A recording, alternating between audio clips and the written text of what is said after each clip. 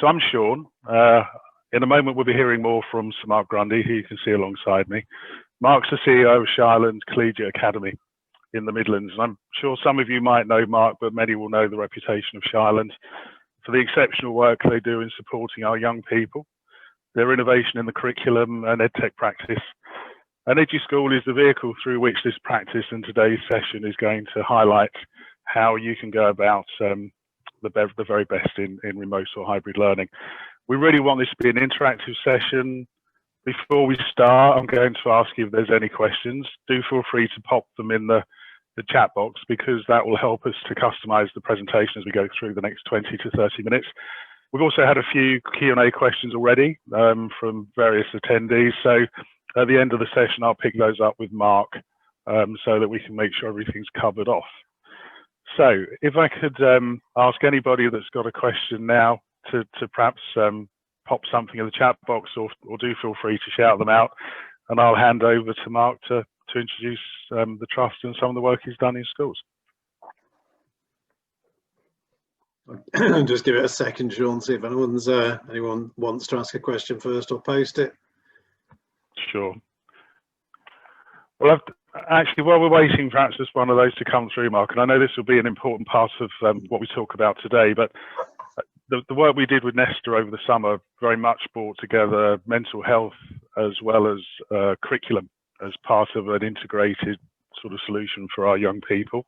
How did you go about entwining mental health within the resources that you built? Actually, so I'll do this in reverse of how I was going to. So there's two bits I want to share with everybody, and then I want to go live and actually show you the eduu.school structure that we've all worked together with Hodder to create. But what Sean's talking about, in the summer, when the department decided to give us all devices for our most vulnerable youngsters and our year 10s, we decided that actually we should do something beyond the sort of bounds of our multi-academy trust. So what we did was Sean and I approached Nesta, and we actually got some funding from Nesta, a small amount of funding, and we created the first version of eduu.school, and we targeted 2,000 year 10 youngsters across the Black Country schools. What we then did was create a series of themes where actually what we tried to do was cover off the sort of things that year 10 would need to do in preparation for coming back in September, though I'm not sure any of us anticipated this term being quite the way it's been. But not just do an academic support mechanism, actually do a well-being and a mental health support mechanism as well. And that worked incredibly well. Our eduu.school program that we ran over the summer got thousands and thousands of visits from youngsters. And probably in possibly not equal measures in terms of academic and the well-being mental health, but far, far higher than any of us anticipated in terms of reaching out to ask for support, using the resources to try and self-help, actually looking at talking to experts who put up all sorts of scenarios and toolkits for actually coping with what's been almost without doubt the most traumatic time for a teenager that I can ever remember. So Sean, that's what we did, but I will come back to that. I will show that again in a little while. So okay, thank you, Mark. No more questions, so I think I'm just going to get going. Okay. So everybody, I'm Sir Mark Grundy. I'm as Sean said, I'm the chief exec. Let me just get my screen up. I'm the chief exec of Shireland Collegiate Academy Trust. We're based in the Black Country. My main school, the founder school of the trust, is Shireland Collegiate Academy Trust, and I've been there since 1997. The trust today has 10 schools, a couple under construction, over 4,000 youngsters, mostly supporting challenging communities. So most of our youngsters are economically, they struggle. Culturally they're amazing, but they have some bits to get over. They certainly don't have all the advantages that other children have at different places. So when I went to Shireland in '97, one of the things I took with me was I suppose an experience of trying to exploit technology to actually get a better deal for my youngsters. And fast forward to 2021, we're still doing that. We're still harnessing technology to try and make sure that our youngsters, be they in Smethwick or Dudley or in Wednesbury on the edge of Walsall, they all get the best possible deal they can. But not to replace staff, just to augment what staff can do. So over lots of years, we've created a series of structures. One of the structures that we created 13 years ago was a thematic delivery of year 7 and 8 and then into 9, starting to prepare for GCSE. So we created this thing called Literacy for Life. And what you're going to see in a few minutes when I take you to the Grand Designs theme is actually an L for L, Literacy for Life theme, actually moved now into the Hodder environment and using the resources that we can work with, both from Hodder and also from What on Earth books. L for L is a thematic competency assessed structure, and then it's hugely resourced to the point that actually you've got more resources than you can possibly need, all online, all delivered via Office 365 with Teams integration.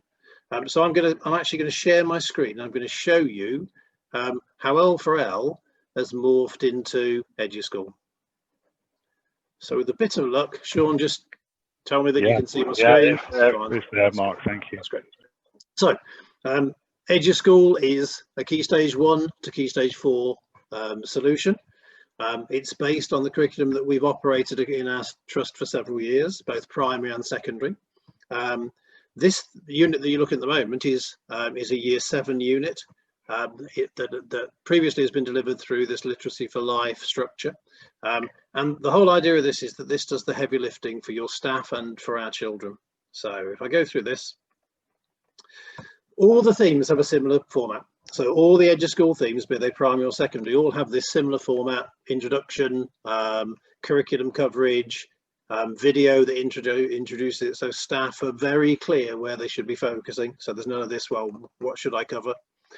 And then all the themes have these key elements before you actually get into the main activities. So the first of these is people, place and time. So what we've done, let me just move the bar out of the way. So what we've done is gone to look at what's that underpinning bits of knowledge that sometimes youngsters don't have, and how can we present it to them in the easiest way, in the most sort of palatable way. And one of the first things is that sometimes they don't know the key people from history, or the key people in terms of the chronology of a change. So what we've done is we've gone to find them, and in relation to Grand Designs we've chosen some, added in QR codes so youngsters can go and find out more, and they can, we can make this as interactive as possible. These can be used as we're using them now on a device. They can be printed out and used in class. They can be sent home. It's really up to you how you use them. In lots of ways, that's the essence of both L for L that we've used for years, but eduu.school, the idea is it's up to you. So there isn't an instruction manual at the beginning that says you must use this in this way. I suppose the instruction manual is, if you can use this and you can change this and your youngsters do really well from it, then to be honest, that's all you need to do. And all the different key people are here. Well, perhaps not all of them, but a selection of the key people that will help youngsters to understand about this particular thing. And in the way that we've done that for people, we've then done exactly the same from a geographical perspective. So actually youngsters understand where those key events, those key developments, be it architecture, or be it a sporting event, or be it some form of design, where they've taken place. So again, they have this understanding of place. And then I suppose in response to school ministers over the years who have a sort of obsession with chronology, and I think we think it's really important that youngsters understand these three axes, I suppose, of people, place and time. So what we've done is we've created a timeline that then gives them a view, excuse me, of where these key things in relation to this theme of Amazing Islands, where they fit. All those sit there, and we have that same structure in all of the themes. So again, the learners get used to it. We've then created a knowledge bank.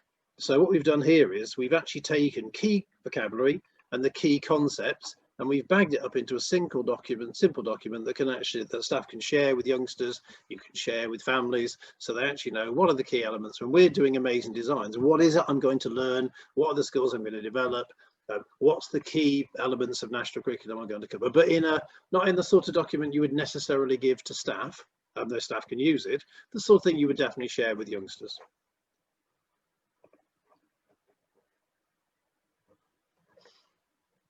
For years and years, we've had this sort of obsession We have all sorts of obsessions with the fact that, again, we want our youngsters, whenever they're in any environment with anybody else, to be on an equal footing as they possibly can. And one of the things that I think became really clear to me years and years ago in Shireland, when in the early years of being there, was that my kids were disadvantaged because at times they didn't know a particular piece of music, they weren't familiar with bits of art, they hadn't read certain things. It was a much more narrow experience than we wanted it to be. So one of the things we set about years and years ago was to develop a cultural capital framework that we sat our curriculum in. And clearly, because that's something that's really important to us, we've offered that into this structure. So in every theme, we've identified a piece of music, a piece of art, and some form of either poetry or prose that we think is really important for youngsters to experience. And then the last bit in this sort of general collection of resource that you have that sort of sits around all of the themes is a gallery.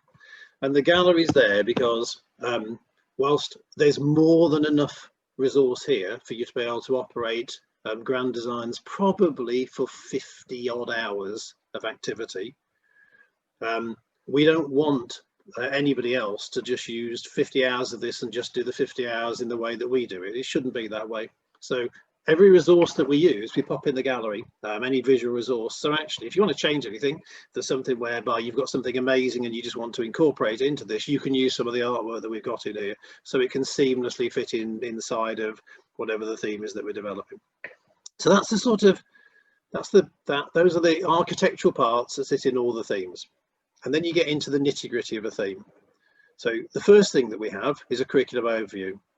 So if I go into this, I'm not going to expand all these because I'd much prefer, to be honest, to answer questions if we can get to those.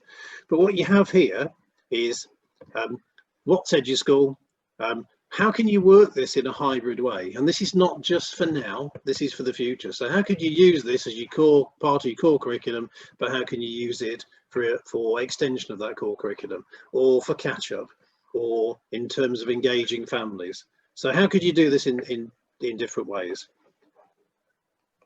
Mark, whilst you're pausing there, we do have a question around how EduSchool actually does the heavy lifting for teachers, and maybe you could expand on that. Thank you, Chrissy. So EduSchool is in Hodder's Boost environment, which is actually a content management system. So what we're doing is effectively taking all the resources that you see here and just placing them into a central place where, yes, they'll be delivered in this sort of format, but you can change that format, you can change that order, you can pick them up and ship them out to youngsters in a particular way, you can tie them next door to Google Classroom or Microsoft Teams. So everything that I'm showing you sits within Hodder's Boost environment, which means it sounds worse than I mean it to. You can stack the resources up. You know, one of the reasons that we've so pushed technology in our schools, it's about obviously creating a level playing field for youngsters, but it's also to try and take that work pressure away from staff. I rarely lose staff. Hardly anybody leaves our group of schools. And one of the reasons they stay, apart from that they obviously love the way that we work with them, possibly not, is the fact that actually we try and protect their home life and their sanity and their work-life balance by wherever we can do this heavy lifting, we do the heavy lifting. What Boost has given us is another level up of this. So we've put these through Office 365 previously, and we've linked these into Teams, and we've linked these into OneNote. What Boost lets me do is to deliver them in an even more individualized way, and it's a sort of natural extension of what we've previously done. Just going back to this, there's a theme overview that tells you what you're covering, what the key parts are. There's the individual lesson plans, and then there's also a series down here of actually videos just showing how to incorporate this, integrate this with Teams, with Google Classroom, and also with Loom. And then there's a set of lessons. So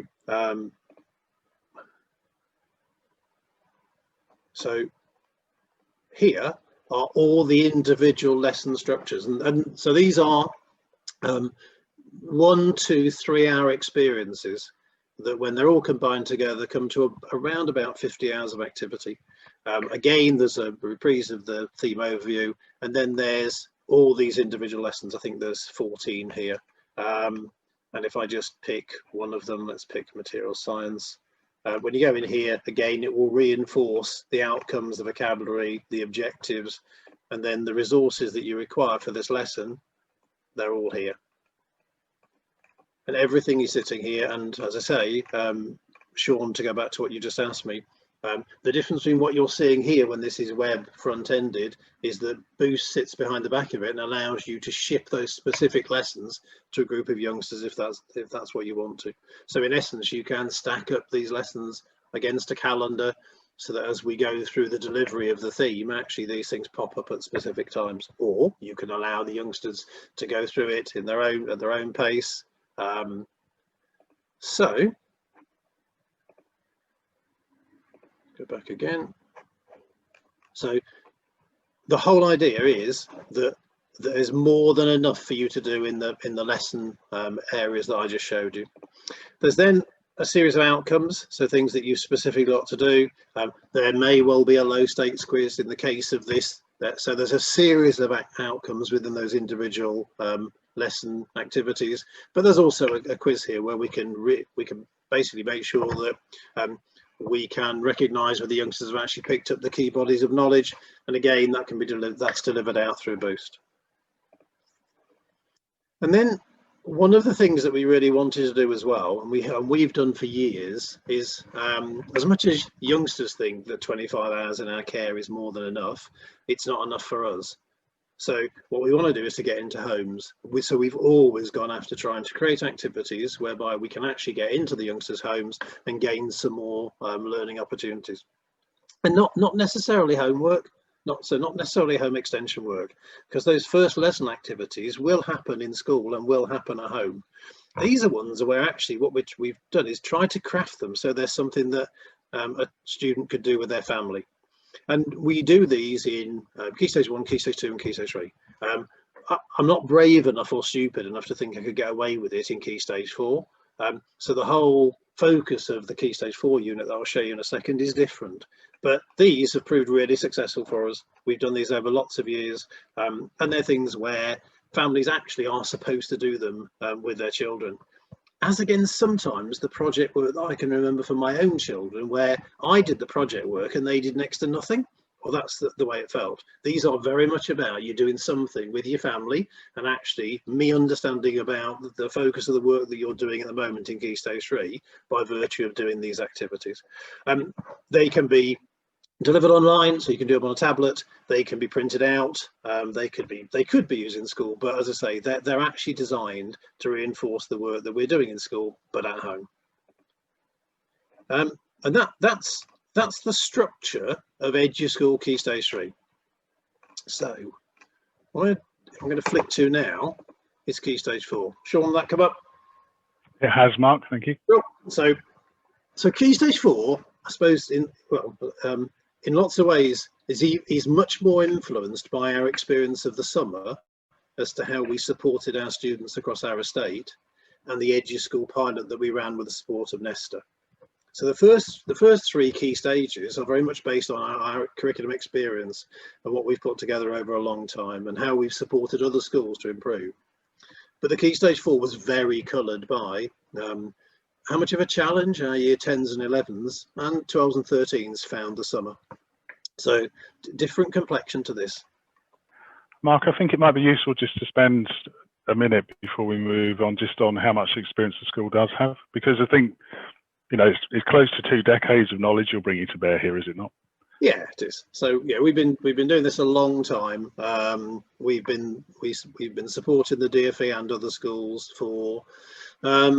I've had a school-based company supporting other schools since 2004. So Sean, we've got a lot of experience of actually using technology to get under the sort of skin of people's curriculums, people's school structures. And actually supporting youngsters and supporting staff. So yeah, this work is not new for us. I think for all of us, the circumstances at the moment are new. But no, Sean, we are pretty used to doing this. Mm-hmm. Thank you, Mark. So in terms of the environment theme that will be used in Key Stage 4, All of the themes have a similar sort of, again, a framework. I think one of the bits we've discovered over years in terms of technology is it needs an order and an architecture. Otherwise, to be honest, the youngsters get lost, and so do staff sometimes. So in our Key Stage 4 themes, there are elements on how you look after yourself. In this case, there's some resources that came from the Trauma Response Network. And what we're doing at the moment is starting to work with agencies like Kooth to see whether we can incorporate more of their resources in terms of supporting youngsters. In terms of subject success, what we decided to do for Key Stage 4 is not go down the route of repeating what undoubtedly our staff were going to do and your staff will do in relation to subject delivery and lesson delivery, but to actually try and do it in a more cross-cutting way. So we chose, and we did this after lots of conversations with youngsters early in the spring as to how we could support them the best. So we decided to do cross-cutting themes. So this is one of the themes. This one's environment, and what we've put into environment are a whole series of activities that actually show youngsters how, by virtue of doing these, it will support geography, it will support science, it will support maths, it may well support English as well in here. So you get, again, a curriculum overview, and then you get a series of blocks of experience. So this one is, as it says, what is the environment? And then again, all the activities to do this are here. So significant PowerPoint presentations, web links, links to examination questions, all bagged up together, so that I suppose our idea from the beginning was how could we actually get our Key Stage 4 students to prepare, to feel better prepared for September, to feel that they could make progress in terms of their public examinations, but without repeating things that we were doing in the format of potentially live or recorded lessons. So you've got what's the environment, why is the environment important, human impact, how you mitigate the impact, and again, same sort of structure with all of them. The worksheets are there, the PowerPoints are there. You'll then get web links that actually just, I suppose, give a bit more colour and bring as many different activities as possible together. And then the final part we put in here is we thought actually this is still more samey than we want it to be, and probably needs to have a better balance. So it had got the well-being elements and mental health resilience elements. It had got the supporting the academic elements. So we then thought we'd add a few different bits in. So we went to find key things to read, key things to listen to. So again, I suppose it's this graze concept. Could we encourage our youngsters to actually go to this and think, you know, actually I quite like this. I can consume it on my phone, I can do it on the tablet, I can pick it up on the iPad, because it's web-based, you can pick it up anywhere else. We also latched onto this idea of taking them out. I can't take any credit for the trip without a coach. I don't know where that came from. One of the youngsters, I think. But in all of our themes, we put a series of visits, virtual visits, and we tie them into whatever the theme is. So in this case, it's a visit to heritage sites, and I think it's river rafting. But there are loads of those out there, and where there weren't, actually, we developed a few of our own, and then we persuaded a few other people to give us access to them. So we've tied visits into all these, and then again linked it to careers, and then again, in the same way that we tried to pull together revision elements. I suppose not necessarily revision elements in grand designs, but contextual resource of people, place and time. We've done the same, but from a revision perspective. So we've gone to look at what do you need to know in different GCSEs and BTECs, and then tried to put some key information in here that potentially might pop up in questions, might be the sort of thing that students struggled with, but again from this concept of who are the key individuals that are named, where are the key places that are named in syllabuses, and can we give a sort of timeline so it gives a home to where the learning is. So those are our two themes. Grand design is a Key Stage 3 theme. We traditionally use it in Year 7. Environment is something that was really created for Year 10, but we've used it with both Year 10 and 11s with equal degrees of success. The pilot in the summer amazed me by the amount of engagement that we got. Given that it was the youngsters' summer holidays, to get almost 8,000 visits by youngsters, to have nearly 500 pieces of work uploaded in the middle of the summer holidays, I suppose I took as a reflection that we'd actually created something that was half decent. I think it's also a reflection of how isolated lots of our youngsters in the Black Country schools that we support felt.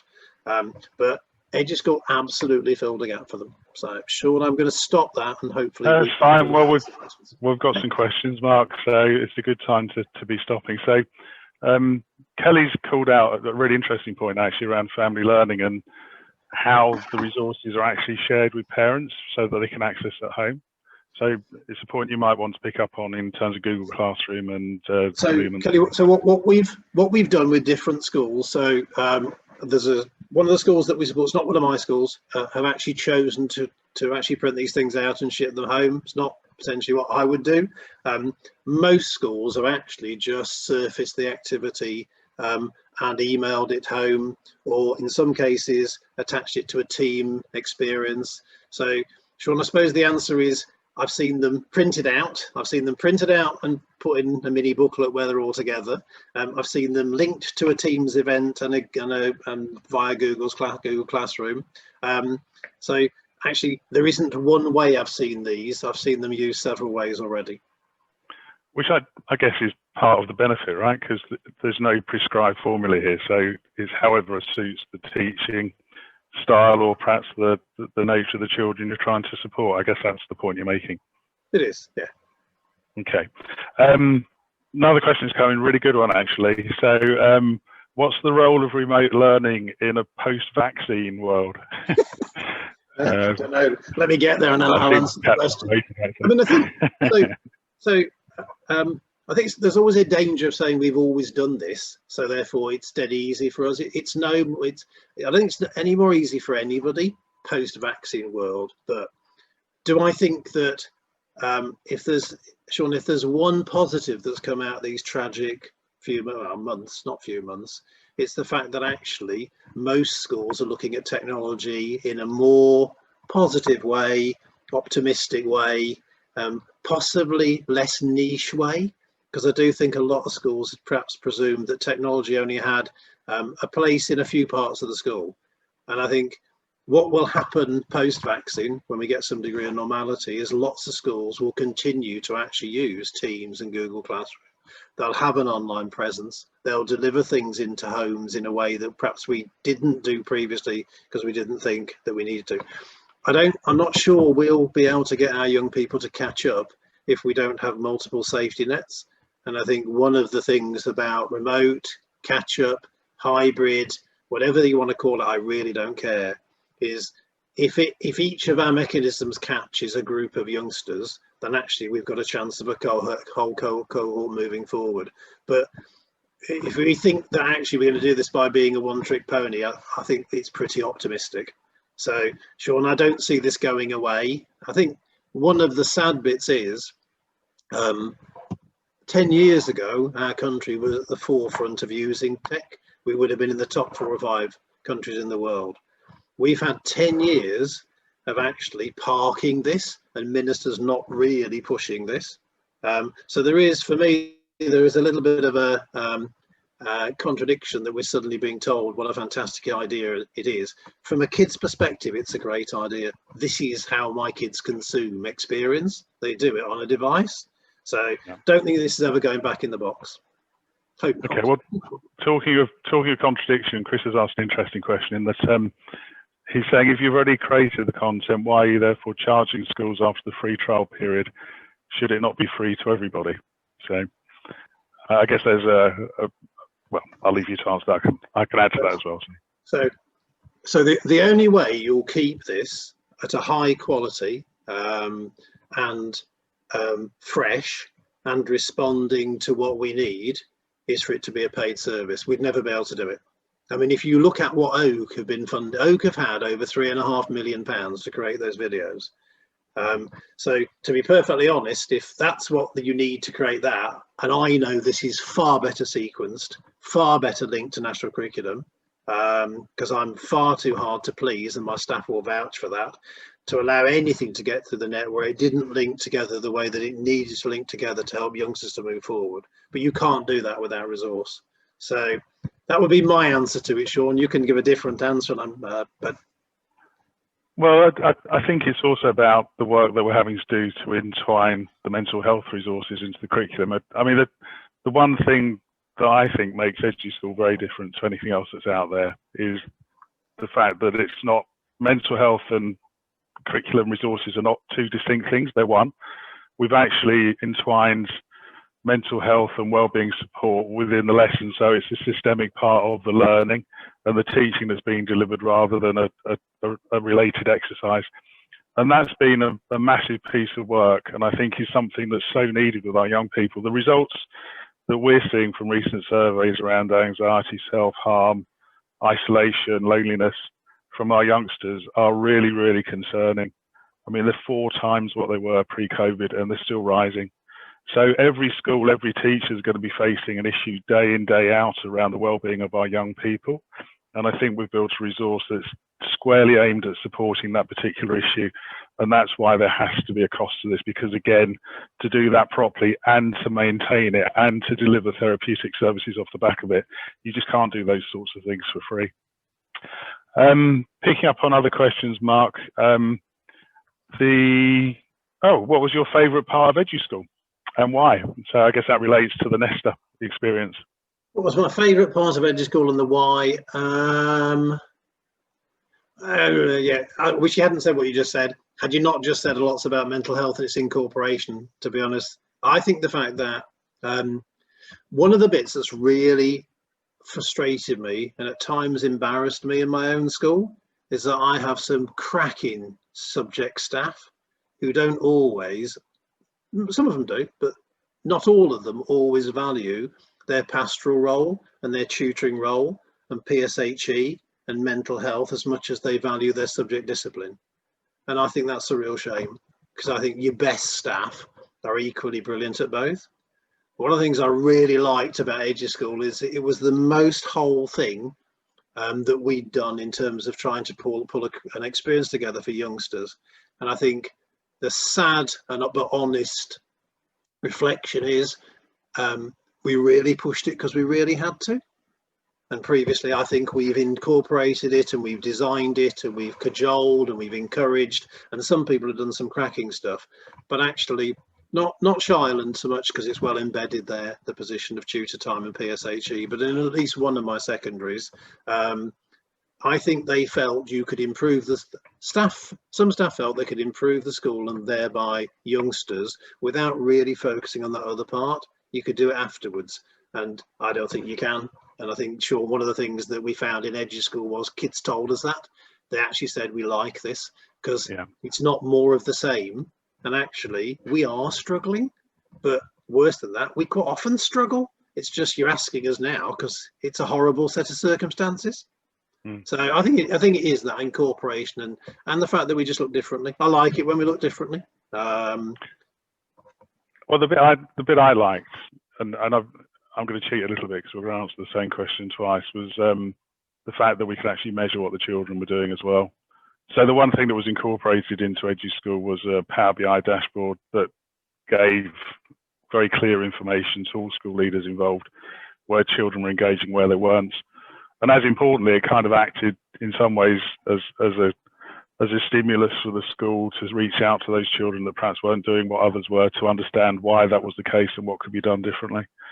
And I think that's a really powerful tool. You know, when you see the results and the Nesta there is a report actually that we can let people have post the event on the success of the eduu.school pilot. But it was clear that we could understand just what was going on, and with remote learning, that's just so important with wellbeing and safeguarding in mind as well. I mean, if you haven't seen Power BI, it's well worth looking at. You know, this is Microsoft's data analytics sort of dashboard structure, and one of the things that we've done over several years now is take whatever we do and surface it in there. So one of the things that we've done with our themes is actually surface competency achievement. So in the chat bar shown earlier, I think it's disappeared now, someone asked how are some of these things assessed. So for example, Grand Designs is assessed against a competency framework where there are 9 different competencies. of which some of them are your normal academic ones, i.e. my ability to work mathematically, my ability to work scientifically, my reading ability, my ability to write and to comprehend. But also some of the others are, how well do I learn? How well do I work with others? Have I got a concept of me and my place within the world from a sort of environmental perspective? How creative am I, and how do I develop my creative skills? So all of the Key Stage 3 themes are, they deliver huge amounts of knowledge, but they are competency assessed. So the youngsters see this profile that builds up as you go through the year. And one of the things that we do is we surface that using Power BI, so kids can see what they're good at and what they're not, and just as importantly, so can staff. What else we got? You're muted. Old habits, eh? So how does eduu.school work in terms of curriculum coverage? Was one of the email questions we had in before the day. So I guess that's exam board coverage, right? So in terms of Key Stage 3, all the programs of study, the national curriculum are covered in Key Stage 3. In fact, they're over covered, Sean. So between year 7 and 8, it pretty much covers all the Key Stage 3. In year 9, it reinforces Key Stage 3, and then it starts to lay the foundation for Key Stage 4. So that what we've done is try and create that as a sort of jigsaw pieces that fit together. In terms of Key Stage 4, the Key Stage 4 themes cover broad elements of the different GCSE programs, and they're all mapped. So environment has a map of what it covers across 3 or 4 different GCSE areas. The next theme that will come out is conflict, where actually there's large chunks of history, of English, elements of geography. And again, has exactly the same. So one of the bits that, Sean, you don't see in this is there is a curriculum map, everybody, that covers all of those themes in Key Stage 3 and shows you you've got coverage, and also shows you sequencing. So I refuse to allow anything put on anything that we do that says Ofsted compliant, Ofsted ready, Ofsted are happy to see. It's just a stupid thing to put. I wince when I see it. But obviously this is being designed years and years ago, well before this new inspection framework, with an absolute expectation of sequencing and of chronology and of building and of it being iterative. So, you know, one of the things that occasionally frustrates me about my trust is we are fairly well known, certainly in our region and by the department, all sorts of people, and actually internationally, for our use of technology. We're actually better at curriculum design. We're pretty good with technology.